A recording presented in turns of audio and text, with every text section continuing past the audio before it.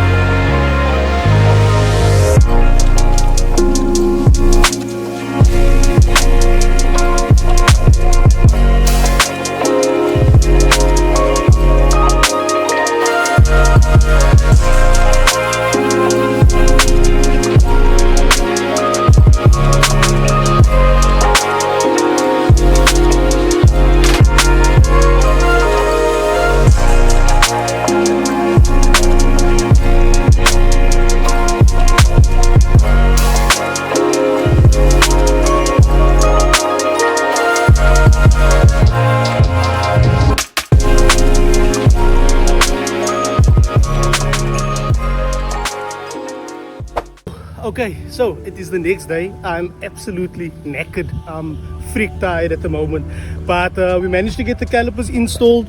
Last night the customer was also complaining about a sound on the rear shock, which I managed to sort out for him as well, and then just adjusted the height a little bit in the rear. He asked for 1.5 fingers. This is my first test. It's about 1, but I think that should be alright.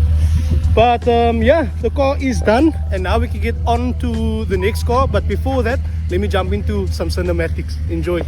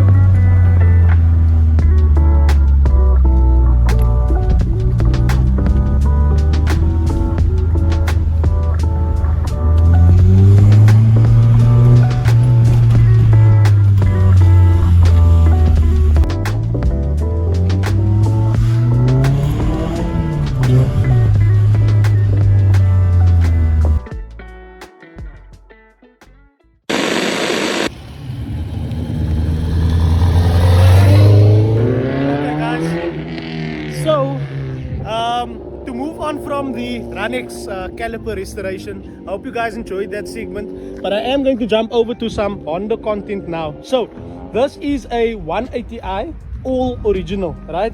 The car was not bought in Cape Town. It was bought on let's say it this way, it's an infamous reseller. They buy cars and they resell them, and they've developed a reputation to have some junkers, and sometimes people get lucky, and I think this is one of those scenarios where this guy got lucky. But to call it luck, I don't think it's fair, because this is the second time he's bought a car from this specific place. And the previous car he also got for a fantastic price in a fantastic condition, and was able to sell and still make his own cash back and more. So I think that this is an excellent example of, if you take your time and you are patient looking for cars, that you can find a gem. He did bring it down, I think, from Joburg, but I think this might be one of, if not the neatest 180i that I've had at the shop. So let's get it on the lift and see truly where the bones lie inside this car. Let's go over there quickly.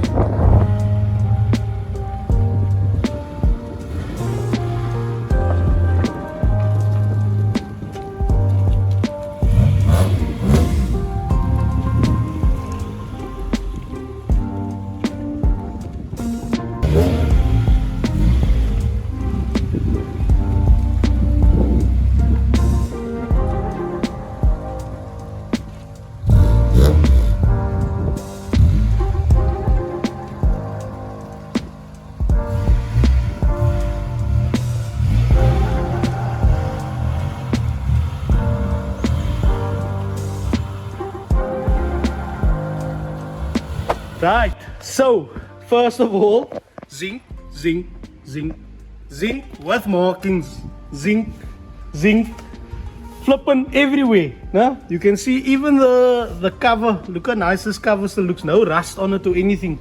Check it out, this bay looks, guys. So none of this was redone. This is exactly how it came to begin with. I doubt that this has even ever been removed. I'm not sure if this is this color paint is used by the Honda dealers in Joburg, or if it is just like that from Honda. But nonetheless, you can see this bay is incredibly stock and neat. Everything is there, and I'm feeling very excited to work on this car for the first time, because it's always nice to have a neat car to work on, and checking out where all the brackets are supposed to be on all the other cars you work on, you know what I mean.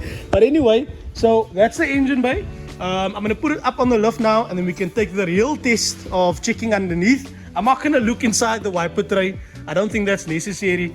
Looking at the bay, judging by the bay, I don't think there's anything in the wiper tray. The car's been standing for years. So I've got the car up now. I did shoot the shocks off on top first before I raised it up. But anyway, I wanted to show you guys underneath the car. So we'll jump towards usual suspects first, right? And normally in here, you'll see rust on this seam and on this seam here. And I've seen it a lot at the back. I think it's where this bolt mounts here, that I've seen it cut open before to even get in here. But anyway, it all looks good and well. Trailing arm bushes, they have cracking on from the age, so in time they are probably going to need to be replaced once this car now starts getting driven, because the car wasn't driven in the first place. Sorry for my lips. But it was dry yesterday. But rubbers and stuff like that, they don't like to be standing, you know. They age when the car stands for long periods of time. So I would expect that would start to wear once he starts driving the car. But as it stands now, everything is still in good condition. As you can see, there is exhaust on here. There was not an exhaust on the car when he bought it. Like I said, it was bone stock. He put this on yesterday, I think, from Powerflow. It's just got a resonator, 57mm all the way through to a back box, a nice round box here at the back. And the car sounds fantastic. Other things that I've noticed, so the CV has been replaced. These don't look like they have been replaced yet, and it was leaking, so I already went ahead and wiped off the gearbox and the chassis here from all the grease and up there as well. and then just change this clamp because it had a cable tie on and it was leaking. So I put a stainless steel clamp on there.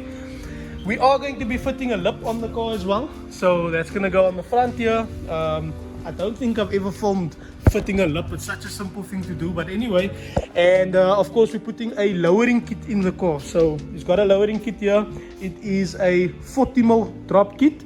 It's not going to go as low as the previous Honda yet, but in future we're going to be kind of testing out and doing a guinea pig run with the car when it comes to coilovers, because he said he doesn't want to go A or C's.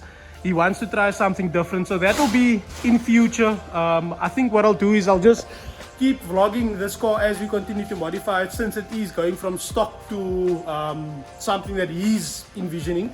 And then yeah, I'll just keep you guys updated on what's happening with this car. But anyway, as per usual, I think I'm talking too much now. It's time to fit these the lowering kit in quickly. So it's quite a simple process. I'll do a quick montage for you guys, and then we'll see the car on the ground with the lip and the kit in.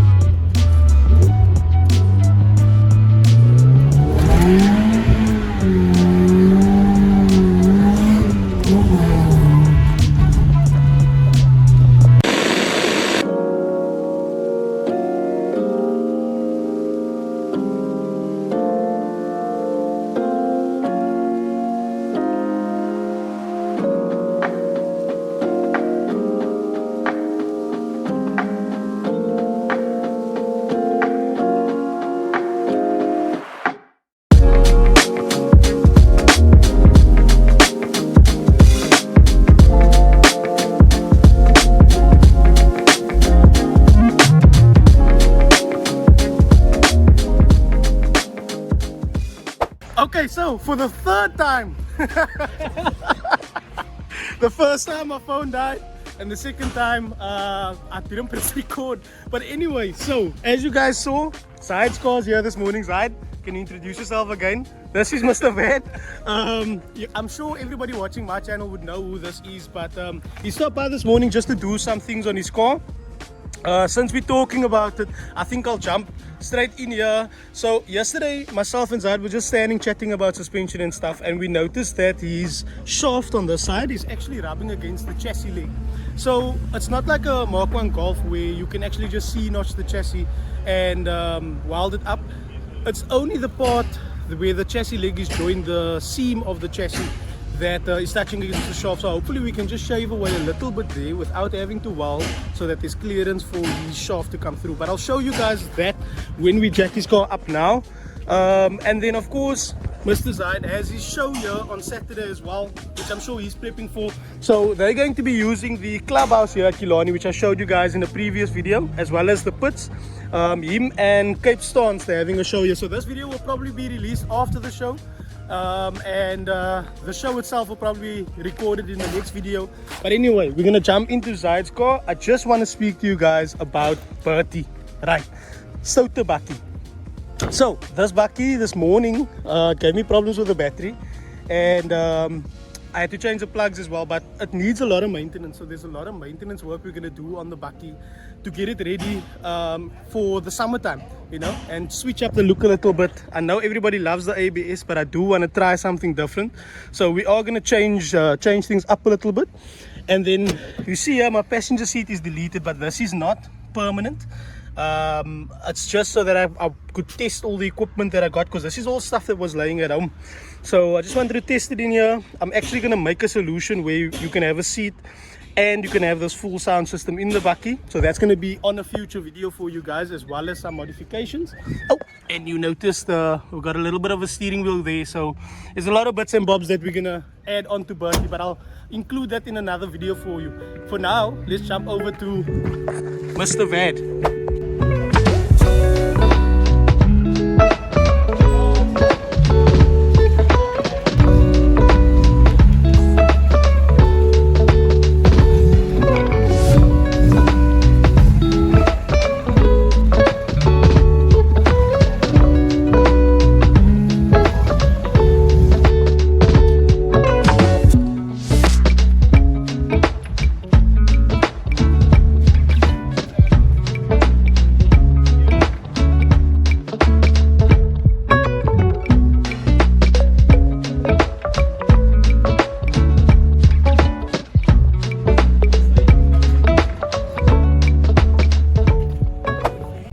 So as you guys saw now, I got Zaid's car jacked up, and we already did the work, but I'll show you guys anyway what I had to do on the car here.